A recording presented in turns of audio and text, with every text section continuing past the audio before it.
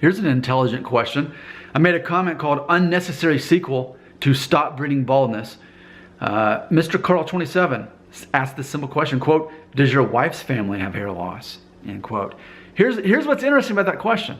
My wife is 9 of 10 kids. There are 3 girls and 7 boys. She has 7 brothers. She's 9 of 10 kids. She's the 9th. And 7 brothers. Now, there's a 20-year age gap between the 10 of them, between the first and the last. So, in theory, let's see, the youngest one was born, I think, in 1986.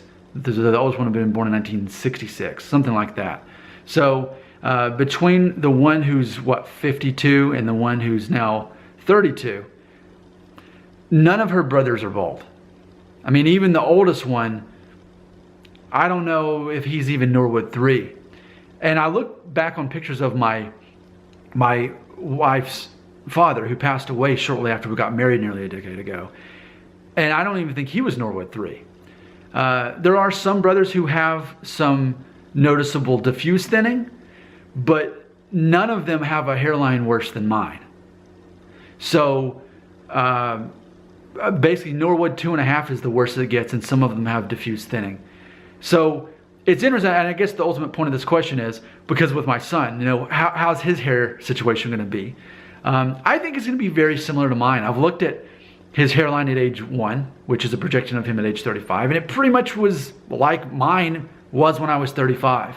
So I think ultimately, because I talked about in that other video, how if you're so much against hair loss, then don't marry someone and have kids with someone who has the balding gene. Well, ultimately, I married someone who has pretty safe genes as far as hair loss goes. Now, of course, that was more of a satire that I made that video to even, to honestly suggest you shouldn't have children with a woman who has balding genes. The whole point was, if we truly cared, we would be that way, but we don't.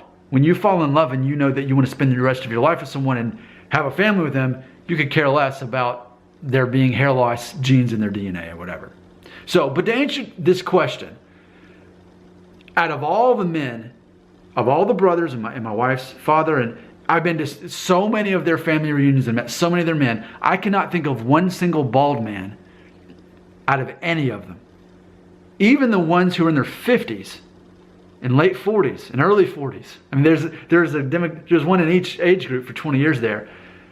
The worst it gets for any of them is Norwood 2.5 and some thinning, kind of like what I have.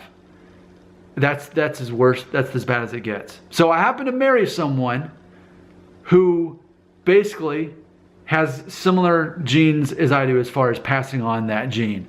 So I have not married someone with genes that are going to make my children necessarily balder, but instead at least keep the status quo. So that's an interesting question. I've never thought of it. I've been married for nearly 10 years, and I never thought about it, how on my wife's side of the family, the men will have receding hairlines and some diffuse thinning, but none of them are bald. You would not look at any of them and think, oh, he's bald. Not one of them. That's pretty interesting.